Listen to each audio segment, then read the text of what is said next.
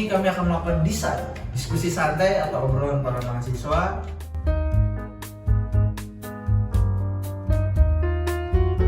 Karena kami sebagai penerus bangsa atau generasi muda, di sini saya dengan Rizky Profal, Febriani Nulinda, Muhammad Ramdan Jailani Firdaus, Natalia Tamuna, Harun Rasid. Nah, di sini kami akan berdiskusi santai atau mengobrol tentang masalah tindak pidana korupsi untuk memenuhi tugas kelompok mata kuliah hukum politik pidana yang dibimbing oleh Bapak Dadang Sumarna. Dan yang kita ketahui bahwa korupsi di negara kita ini sangatlah tinggi kasusnya, dan banyak aparat pemerintah yang melakukannya, yang bagaimana seharusnya mereka melayani masyarakat. Nah, di sini kami akan membahas tentang itu atau mendiskusikan tentang itu. Nah, bahwa kita ketahui bahwa menurut Undang-Undang Nomor 31 Tahun 1999, Junto Undang-Undang Nomor 20 Tahun 2001 tentang pemberantasan tindak pidana korupsi, di situ memiliki 30 delik dan tindak pidana korupsi yang dikategorikan menjadi 7 jenis, yaitu kerugian keuangan negara, penyuapan, pemerasan, penggelapan dalam jabatan, kecurangan, benturan kepentingan dalam pengadaan barang dan jasa, serta gratifikasi. Sehingga dari situ banyak perspektif atau definisi dari korupsi itu sendiri. Nah, jadi menurut teman-teman, bagaimana definisi korupsi itu menurut pendapat? Oke, jadi kalau menurut saya sendiri sih, saya mengutip dari Black Law Dictionary yang ada di dalam modul tindak pidana korupsi KPK, yang dimana mengatakan bahwa korupsi itu merupakan suatu perbuatan yang dilakukan demi mendapatkan keuntungan untuk diri sendiri yang namun bertentangan dengan tugas resmi dan kebenaran-kebenaran lainnya. Jadi dapat dikatakan kalau korupsi ini tuh dilakukan untuk memenuhi kesenangan diri sendiri, tapi tidak memikirkan bahwa kesenangannya itu tuh bertolak belakang dengan tugas yang seharusnya dilakukan. Itu sih menurut saya. Kalau menurut saya sendiri, saya mengutip dari Andi Hamzah bahwa korupsi adalah perbuatan busuk, bejat. Jadi intinya korupsi adalah suatu tindakan atau perbuatan yang melanggar hukum atas kesucian dari diri seseorang. Terus menurut dari pemahaman Muhtar Mas Oed, itu korupsi adalah perilaku yang menyimpang dari kewajiban formal suatu jabatan publik untuk memperoleh keuntungan ekonomi untuk dirinya sendiri, yang mana merugikan masyarakat umum dan kas pangan. Ya, saya kutip dari para ahli Mubianto, korupsi adalah suatu masalah politik lebih daripada ekonomi yang menyentuh keabsahan atau legitimasi pemerintah di mata generasi muda, kaum elit terdidik, dan para pegawai pada umumnya. Akibat yang akan ditimbulkan dari korupsi ini mungkin yakni berbagai dukungan pada pemerintah dari kelompok elit di tingkat provinsi dan kabupaten. Jadi dari sini kita bisa menonton bahwa benar definisi dari korupsi itu akan banyak, karena dari undang-undang yang dijelaskan tadi banyak, ada 7 kategori untuk tindakan korupsi. Jadi perspektifnya dalam definisinya agak berbeda, tapi ya memang dari situ dia mengambil hak yang seharusnya bukan. Dari ini kita bisa bahas nih teman-teman. Jadi bagaimana menurut dari teman-teman tindakan atau pemberantasan korupsi sendiri di negara kita ini? Ya, pemberantasan korupsi, ataukah ada pendapat dari teman-teman dari pelaksanaannya atau dari undang-undangnya ada yang harus direvisi, atau mungkin kita bisa bongkar sedikit menurut teman-teman kita sebagai mahasiswa atau kita dari generasi muda yang akan melanjutkan pemerintahan ini? Menurut saya sih, penegak hukum dalam mengurusi para korupsi ini masih kurang ya. Kenapa? Karena banyaknya oknum oknum-oknum yang melakukan korupsi ini memberikan suap kepada si penegak hukum. Jadi banyaknya penegak hukum menerima suap, mereka jadi mengurangi tuntutan terhadap si terdakwa seperti itu. Jadi kita lebih harus fokus juga ke oknum penegak hukumnya. Saya setuju dengan Natalia bahwasanya oknum penegak hukum kita sedikit kurang untuk memberantas korupsi. Terlebih dari undang-undang kita juga yang menurut saya Tidak tepat, kurang. tidak tepat untuk menjerat si para koruptor tersebut. Bahwasanya adalah harus adanya revisi undang-undang dari tersebut dan memberantas oknum-oknum yang bisa dapat untuk disuap tersebut. Dulu almarhum Artijo Alkostar juga sedikit membahas tentang sanksi atau hukuman tentang korupsi tersebut. Bahwasanya almarhum Artijo Alkostar dulu sempat membicarakan tentang hukuman korupsi, yaitu dengan memberikan efek jerak, yaitu dengan menembak mati. Tetapi kita kembali lagi, kita diatur juga di dalam undang-undang hak asasi manusia. Jadi kalau misalkan ditembak mati secara tidak langsung, hak seseorang kita rampas. Oke, jadi kalau ini saya hampir sedikit berlawanan ya dari pendapatnya Ramdan dan Natalia. Jadi sebenarnya kekurangan dari pemberantasan korupsi di Indonesia sendiri itu sebenarnya pasti bisa dibilang dari oknumnya juga. Namun bisa dilihat juga dari adanya kekurangan dari undang-undang yang mengatur ya. Jadi kalau percaya undang-undang itu masih masuk longgar untuk memberikan hukumannya. Lalu ditambah juga dengan para penegak hukumnya yang kurang tegas juga. Jadi kalau kita bandingkan dengan negara-negara lain, khususnya seperti negara Cina atau negara Jepang atau apapun itu, apabila ada suatu atau seseorang yang melakukan korupsi itu tanpa terding-aling akan langsung ditembak mati gitu kan. Sedangkan kalau di Indonesia sendiri kan saya setuju dengan pendapat Ramdan kalau di Indonesia sendiri mengatur mengenai hak asasi manusia. Jadi sulit untuk melakukan penegakan seperti hukuman tembak mati atau pidana mati atau penjara seumur hidup itu sulit di Indonesia. Cuman ya permasalahannya itu undang-undangnya masih longgar, terus aparatnya juga masih terlalu lembek untuk menegakkannya juga. Jadi para oknum-oknum ini merasa bebas untuk melakukan korupsi-korupsi itu sih. Kalau untuk membahasnya ya, bapak memberantas korupsi ya, kayaknya menurut saya sih kita masih belum bisa sih kayaknya. Soalnya apa ya, ya para oknum itu kan digunakan dari uang ya, uang segalanya ya, siapa sih yang itu uang ya. Kalau apalagi ya di dunia sekarang ya gitu, uang yang berbicara gitu. Betul. Pasti saja. Seperti kita lihat aja ya, kayak misalnya hukumannya ya kan di penjaranya aja kan lebih bagus daripada yang lain gitu. Kayak misalnya disediakan fasilitas yang lebih dari VIP daripada lapas biasa. Ya lebih daripada lapas biasa gitu. Ya karena itulah mungkin di sombong atau pernah disuap oleh si korupsi itu ya, oknum itu. Jadi Kalau menurut pendapat saudara Rizky sendiri bagaimana? jadi ya kalau dari kita simpulkan dari pendapat kan ya memang ya ada dua, yaitu faktor dari oknum penegak hukumnya yang bermasalah karena tidak tegas dan melakukan suatu hal yang tidak harusnya dilakukan oleh penegak hukum. Dan benar yang disampaikan tadi, ada undang-undangnya yang longgar sehingga tidak memberikan rasa takut. Undang-undangnya seperti apa? Undang-undang yang menjelaskan bahwa di negara kita untuk tindak pidana korupsi ini hukumannya tidak terlalu keras atau hanya hukumannya tidak sangat memberatkan.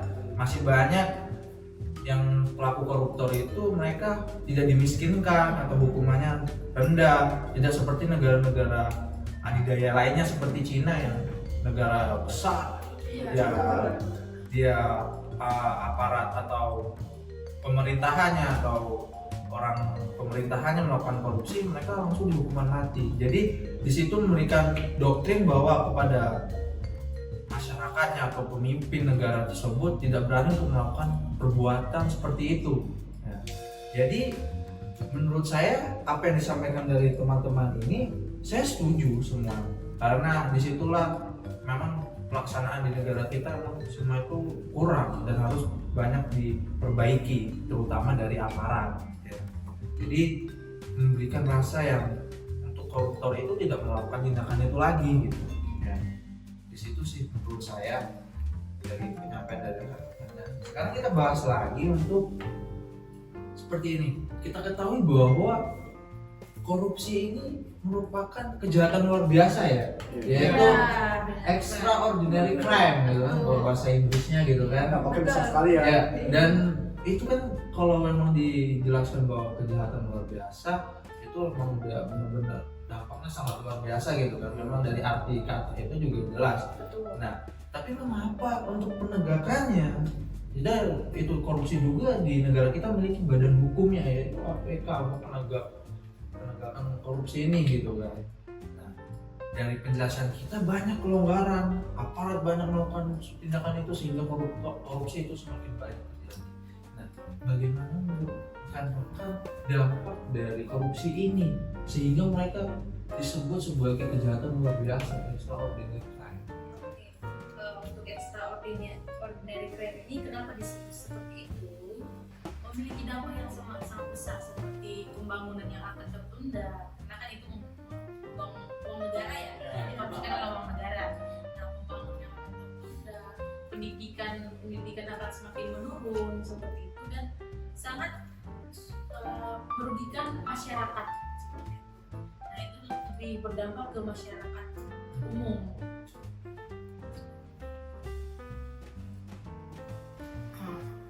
Pendapat dari Natalia bahwasanya tadi Ya, Extraordinary crime itu dampak.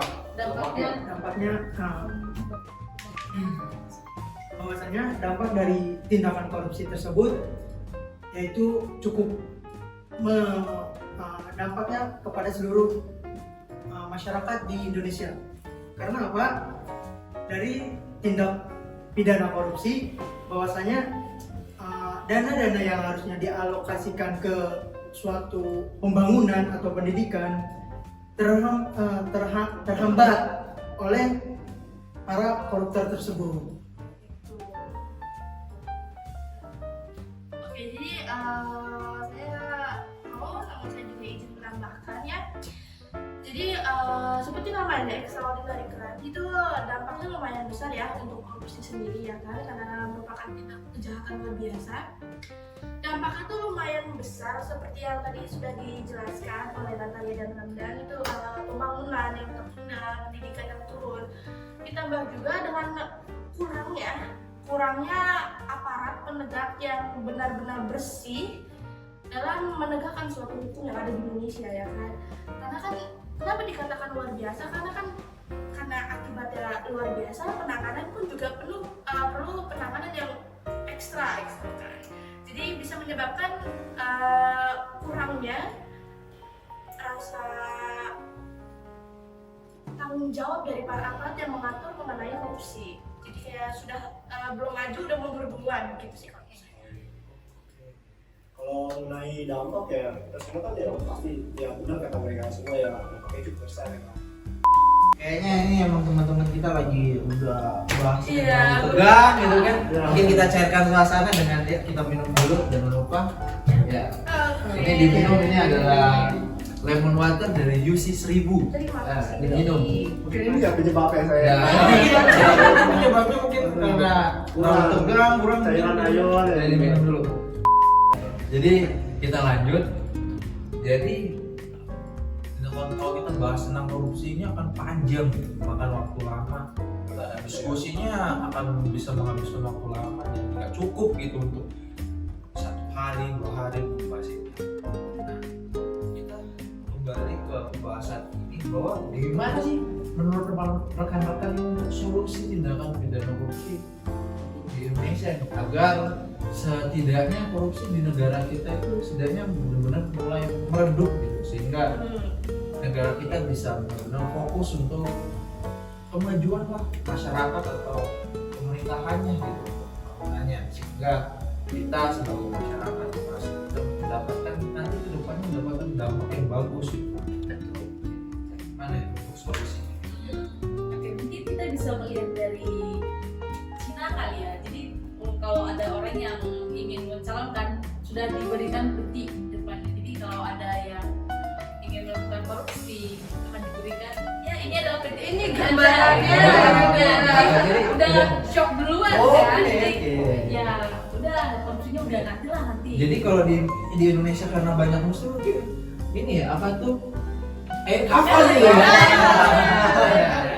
Mungkin gitu kan. Terus kita bisa melihat itu melihat masyarakat yang tidak makan atau yang sudah makan mungkin bisa diberikan untuk pencerahan dari mereka kalau mereka itu butuh bantuan dan jangan melakukan korupsi.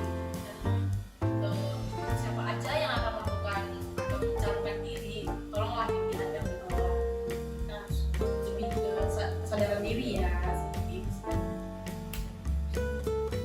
Tapi bukannya kalau untuk memberikan gambaran penting udah pasti terpidana sama ya. Bukan, lebih baik kita mengajak orang oknum seperti itu sih menurut saya. Kenapa? Karena tanpa seperti itu ya, tanpa adanya bukti di ruang kantornya atau kain kafan di kantornya, dia bakalan kalau ada yang jawab nih, karena dia ada kain kafan tuh nggak mau gitu.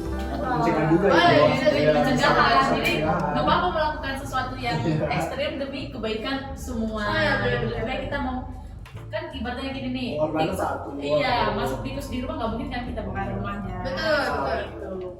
Oke, setuju. Saya suka peribahasaan. Oke, terima kasih. Tapi kalau pendapat saya sih solusi paling utamanya ya kalau ada oknum yang kelihatan korupsi udah langsung habisin aja hartanya, kasih ke negara, dibalikan, iya dimiskinkan. Jadi hartanya benar-benar diambil, tapi perhitungan ya, harta yang udah dia korupsi bukan harta warisan miliknya dia gitu.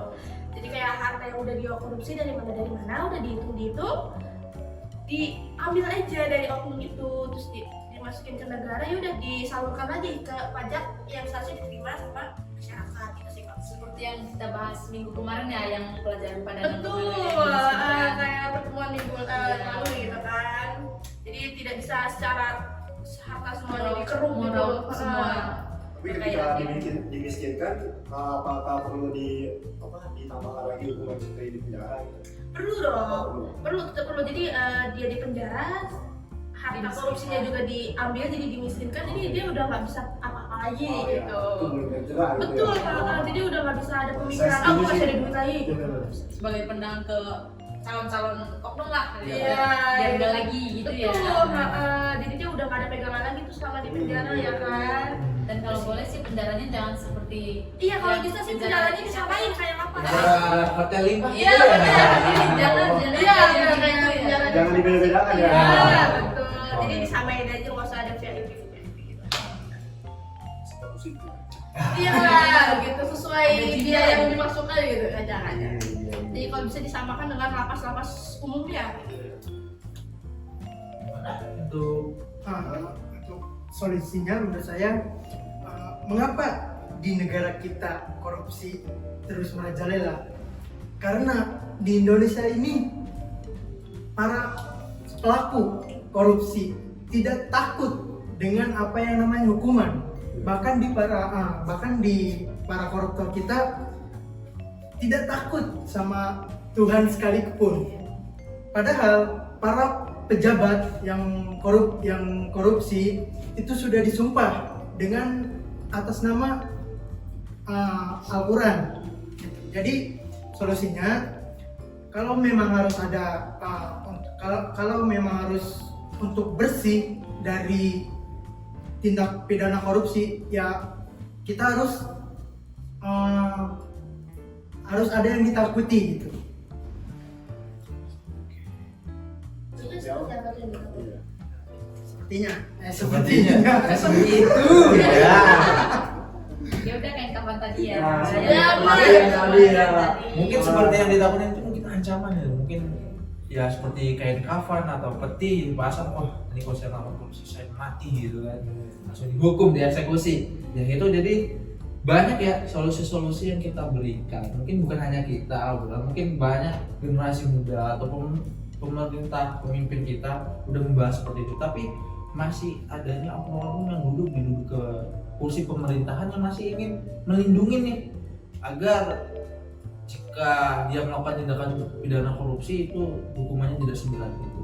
Jadi ya solusi kita ini adalah hal yang sangat baik.